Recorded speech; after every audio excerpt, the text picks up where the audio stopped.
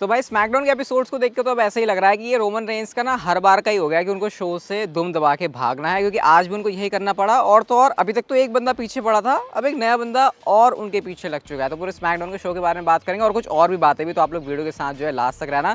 Show की जो हमको स्टार्टिंग देखने को मिलती है वो थी शार्लेट फ्लेयर के साथ में, जहाँ पर उन्होंने शो को किक ऑफ किया और उसके बाद यहाँ पर यही बात बता रही होती है कि कैसे जो है उन्होंने कुछ नहीं किया, उनकी कोई ऐसे गलती नहीं है, ठीक है। वो जो उन्होंने टैप आउट करवा दिया था आलिया को, वो आलिया भी वहीं पर थी और वो ये भी कहती है कि देखो मैं तो आगे जाके रोंडा राउजी को आई क्विट करवाने ही वाली हूँ रेसलमेनिया बैकलैश के अंदर। और ये कहते कहते उन्होंने आलिया के ऊपर अटैक भी कर दिया, और जब उन्होंने आलिया के ऊपर अटैक कर दिया तो उसके बाद ये समझ में आ रहा था कि रेसलमेनिया बैकलैश के लिए गो होम शो है, तो यहाँ पर रोंडा राउजी का आना तय ही है। रोंडा राउजी यहाँ पर आती है और दोनों ही सुपरस्टार्स के बीच में हमको ब्रॉल देखने को मिलती है। और मैं ये कहूँगा कि इस ब्रॉल का कोई ऐसे क्लियर कट रिजल्ट नहीं था कि हम ये कह सके कि रोंडा राउजी जीती या फिर शार्लेट फ्लेयर जीती। दोनों ने एक दूसरे को मारा और उसके बाद जो सिक्योरिटी वाले बंदे हैं वो एक दूसरे को अलग अलग कर रहे हैं और उसके बाद जो इनके बीच में कुछ ऐसी भसड़ मच रही है। तो मेरे ख्याल से काफ़ी अच्छा एंगल था WWE ने जो दिखाया कि उन्होंने टेंशन दिखाई है और विमेंस डिवीजन के अंदर स्टिपुलेशन ये वाली डाली है और एक्साइटमेंट है। मैं कह रहा हूँ रेसलमेनिया बैकलैश के अंदर क्या पता काफ़ी सारे फैंस जो 6 मैन टैग टीम मैच है उससे ज़्यादा इस मैच के लिए एक्साइटेड हो। भले ही बिल्ड ऐसा कुछ नहीं है, लेकिन आई क्विट जो कहेगा वो काफ़ी बड़ी चीज़ होती है WWE के अंदर। और कहना भी किसको है, एक रोंडा राउजी जो कि ऑलरेडी उनका MMA करियर इतना तगड़ा है भाई, वो टैप आउट कहेंगे, और शार्लेट फ्लेयर जिन्होंने रेसलिंग के अंदर, प्रो रेसलिंग के अंदर, WWE के अंदर शायद हम कह सकते हैं सबसे ज़्यादा अपना जो सिक्का जमाया हुआ है। तो जो रिजल्ट है उसको देखने में काफ़ी मजा आने वाला है। और आज WWE ने जो इसका बिल्ड है वो भी सही तरीके से किया।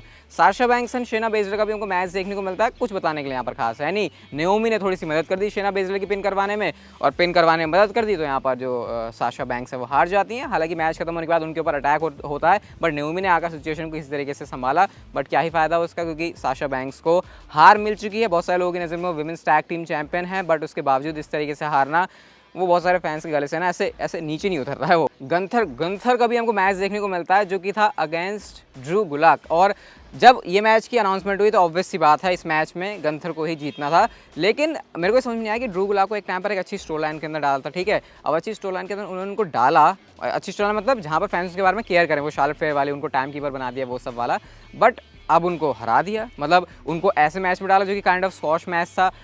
गंथर को जीतना ही था, बट मेरे ख्याल से ड्रू गुलाक का उन्होंने ऐसे जो स्टॉक थोड़ा सा हाई किया था वो फिर से बिल्कुल ज़मीन पे आ चुका है। तो मुझे पर्सनली ये चीज़ बिल्कुल भी पसंद नहीं आई।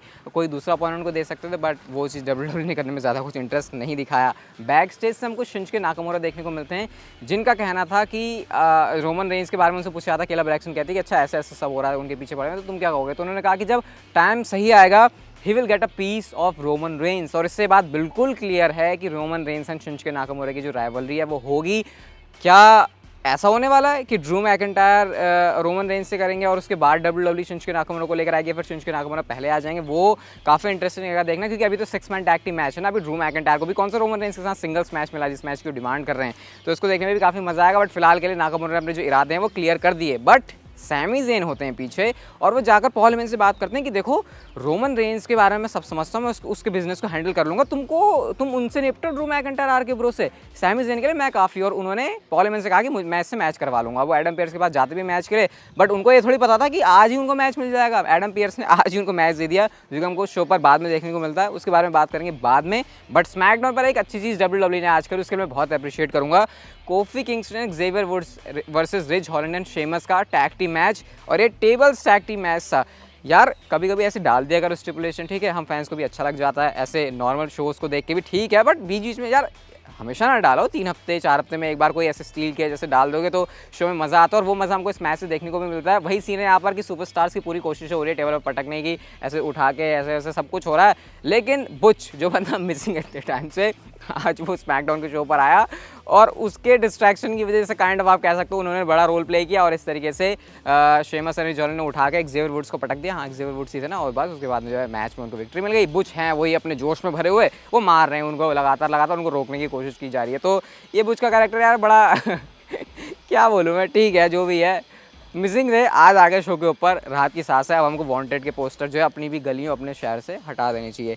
Sami Zayn and Shinsuke Nakamura का मैच होता है, और ये देखो अच्छी बात क्या है, शिंजुके नाकामुरा वो बंदा जिसको WWE नेक्स्ट देख रही है जो स्टेप अप करेगा अगेंस्ट रोमन रेंस, लेकिन सैमी ज़ेन वो बंदा जिसको रोमन रेंस के सामने अपने आप को प्रूव करना है। तो ऐसे में मैच का रिजल्ट निकालें क्या। अब मैच तो कर दिया, बहुत ही वाइज तरीके से इस मैच के डिसीजन को बुक किया जिसने भी इसका आउटकम बुक किया, क्योंकि मैच के एंड में हम लोगों ने देखा कि हलवा किक जो है टाइम कीपर वाले एरिया के आसपास सैमी ज़ेन ने नाकामुरा को लगा दी और उसके बाद वो रिंग में चले गए और उन्होंने काउंट आउट के सारे से इस मैच में विक्ट्री ले ली और वो बड़े खुश हैं कि उन्होंने क्या उखाड़ दिया। ऑब्वियसली होंगे भाई, शिंजुके नाकामुरा को उन्होंने हराया। तो ये चीज़ जो है होती है शो के ऊपर। अब सैमी ज़ेन ने ये भी प्रूव कर दिया कि देखो भैया मेरे अंदर दम है, रोमन रेंस मेरे को तुम लो जरा अपने ऐसे बैंड के अंदर लो, तब जाके हो सकता है कुछ सीन। तो नाकामुरा हार गया मेरे ख्याल से। जब तक रोमन रेंस की उधर मामला चल रहा है, नाकामुरा सैमी ज़ेन इधर अपना काम करेंगे। तो ये भी चीज़ जो है स्मैकडाउन के एपिसोड में अच्छी थी। काफ़ी सारे सही पॉइंट्स आए स्मैकडाउन के एपिसोड में। तो रिसेंटली जैसे स्मैकडाउन हो रही है उससे आज का शो मुझे काफ़ी बेटर लगा। लेकिन शो के मेन इवेंट में था face to face McIntyre and RK bro और सामने होते ऊसोस एंड रोमन रेंस। अब देखो सबसे पहले यहाँ पर एक्नॉलेजमेंट का गेम चल रहा है। हर चीज़ को एक्नॉलेज किया जा रहा है कि रैंडी ऑर्टन की जो लेग्स हैं सबसे ज़्यादा मस्कुलर हैं। रैंडी ऑर्टन कहते हैं मैंने तुझे चैंपियनशिप के लिए हराया, इस बात को एक्नॉलेज कर ड्रू मैकिंटायर एक्नॉलेज करते हैं। ड्रू मैकिंटायर कहते हैं मैंने भी तो तरह से चैंपियनशिप वापस ली थी, उसको एक्नॉलेज कर, सब एक्नॉलेज कर रहे हैं। तो यहाँ पर एक्नॉलेज करने की बातें चल रही है और तोड़फोड़ करने की बातें चल रही हैं। रोमन रेंस के बारे में ड्रू मैकिंटायर काफ़ी सारी बातें बोल रहे हैं, बट फेस टू फेस होना था तो रोमन रेंस का थीम सॉन्ग प्ले होता है, पूरी ब्लड लाइन के साथ रोमन रेंस बाहर निकल कर आते हैं। सबसे पहले उन्होंने माइक ऊपर किया बड़ा शाही तरीके से, ठीक है, जैसे कि उनको कुछ बोलना है। बट आज रोमन रेंस कोई भी गेम खेलने नहीं आए थे, कोई भी टॉक करने नहीं आए थे, उनका काम था सिर्फ एक्शन करना। घुसे भाई साहब बड़ी चौड़ में अपनी ब्लड लाइन को लेके वो और सीधा उन्होंने ड्रू मैकिंटायर के ऊपर पंचेस थ्रो करने स्टार्ट कर दिए। अब पंचेस थ्रो करने स्टार्ट किए तो रिडल बाहर चले जाते हैं, जिसके बाद काइंड ऑफ 3-on-2 सिचुएशन बन जाती है। फिर रैंडी ऑर्टन भी इधर हो गए तो तीनों बंदे मिलके अब ड्रू मैकिंटायर को बजा रहे हैं, ठीक है। अब ड्रू मैकिंटायर जो है पिट भी रहे हैं वहाँ पर, लेकिन आरके ब्रो के रिडल ने आके यहाँ पर गेम में चेंज लाया, उन्होंने आरकेओ लगाया। उसके बाद हमने ये देखा कि ड्रू मैकिंटायर ने क्लेमोर किक लगा दी रोमन रेंस को और क्लेमोर किक लगा के जो रोमन रेंस गिरे और उसके बाद उन्होंने एक्सप्रेशन दिए, लग रहा था भाई साहब कुछ कड़क तरीके से रोमन रेंस ने क्लेमोर की डिलीवरी की है। हाँ, लेकिन रोमन रेंस ने ज़्यादा सेल नहीं किया कि जैसे ठीक है पड़ गई क्लेमोर, गिर गया। रोमन ने उसके बाद एस्केप करके चले जाते खड़े हो गए और ऐसे सिर को पकड़ रहे होते। तो वो मुझे थोड़ा सा वियर्ड लगा कि ड्रू मैकिंटायर का फिनिशर है और उसके ऊपर इतने मजे में चले गए रोमन रेंस खड़े हो गए। बट हाँ, फिर वो सामने ट्राइबल चीफ भी तो है ना, तो उस बात को भी हमको कंसीडर करना पड़ेगा। तो आज भी रोमन रेंस को जो है ऐसे शो से भागना पड़ गया मतलब पिट पिटा के वो चले गए। अब इससे हम क्या हिंट माने रेसलमेनिया बैकलैश के अंदर क्या होने वाला है? वेल, आज ही आपको प्रेडिक्शन वीडियो देखने को मिल जाएगी, तो उसके लिए आप लोग चैनल पर स्टे ट्यून रहना। लेकिन स्मैकडाउन की आज की कहानी थी जो कि काफ़ी इंटरेस्टिंग थी। अब स्मैकडाउन की कहानी के बाद कुछ और कहानी की तरफ आपको लेकर चलता हूँ जो कि रेसलमेनिया बैकलैश से जुड़ी हुई। जैसा प्रीमियम लाइव इवेंट का नाम है वैसा ही WWE के जो फैंस है वो इसको ट्रीटमेंट दे रहे हैं। बहुत सारे लोगों की नज़र में बैकलैश एकदम वाहियात इवेंट है। मतलब ट्विटर के ऊपर मैं देख रहा था कि लोग जो है पोस्ट वगैरह कर रहे हैं कि ये कार्ड है और तुम कहते हो कि हम इसके लिए एक्साइटेड हो, यहाँ पर क्या ही चीज़ें देखने के लिए। तो फैंस को जो चीज़ बिल्कुल भी पसंद नहीं आ रही। इवन ब्रॉक लेसनर भी शो के ऊपर एडवर्टाइज थे, वो भी नहीं आ रहा, तो इससे भी काफ़ी सारे लोगों की डिसअपॉइंटमेंट है। और ब्रॉक लेसनर से जुड़ी हुई मैं आपको एक इंटरेस्टिंग बात बताता हूँ जो कि हमको क्लियर करती है कि आखिर क्यों रेसलमेनिया बैकलैश में ब्रॉक लेसनर आने वाले थे लेकिन फिर आए नहीं। अब देखो होता कुछ ऐसा है कि WWE ने रेसलमेनिया बैकलैश में ब्रॉक लेसनर को एडवर्टाइज किया था रेसलमेनिया से पहले। तो एडवर्टाइजमेंट करने का सिर्फ और सिर्फ एक रीजन था, ये रीजन बिल्कुल भी नहीं था कि ब्रॉक लेसनर शो के ऊपर आ रहे हैं, वो वैसे भी नहीं आ रहे थे। लेकिन WWE ने एडवर्टाइजमेंट सिर्फ इसलिए किया ताकि फैंस को अगर हम ये ना लगे अगर हम रेसलमेनिया बैकलैश में ब्रॉक लेसनर को एडवर्टाइज नहीं कर रहे इसका मतलब कि ब्रॉक हारने वाला है। तो रेसलमेनिया के जो रिजल्ट है उसके आउटकम को WWE बिल्कुल भी ऐसे बताने चाहते कि लोग बिल्कुल भी समझ जाएं, कोई स्पॉइलर टाइप का उनको दें। तो इस वजह से WWE ने बड़ा शातिर गेम खेला, ठीक है। एक तीर से दो निशाने कैसे हुए, रेसलमेनिया बैकलैश में ब्रॉक लेसनर को एडवर्टाइज करके फैंस के दिमाग में ये रखा कि ब्रॉक लेसनर मैच को जीत सकते हैं, और दूसरा भाई साहब टिकट्स वगैरह भी तो बिक गई तुम्हारी। वैसे कोई ज़्यादा कैपेसिटी आने नहीं वाली रेसलमेनिया बैकलैश के अंदर, if I am not wrong 7 से 7.5 हज़ार के आसपास है, जो कि आपके टाइम में काफ़ी कम है रिसेंटली जैसे WWE के प्रीमियम शोज़ हुए हैं। बट फिर भी उस हिसाब से WWE ने मजे तो ले लिया। यहाँ पे एक्सप्लेनेशन भी इसके पीछे ये था कि हाँ ब्रॉक लेसनर को एडवर्टाइज कर देंगे जिससे फैंस को लगेगा कि रेसलमेनिया बैकलैश में ब्रॉक जीत सकते हैं, बट एक्चुअल में उनको कभी भी जीतना नहीं था। तो ये थी आज की वीडियो, प्रेडिक्शन वीडियो आ रही है, उसके लिए स्टे ट्यून्ड रहना। ये वाली वीडियो अच्छी लगी तो like share subscribe notification bell को ऑन कर दो and see you guys in my next video.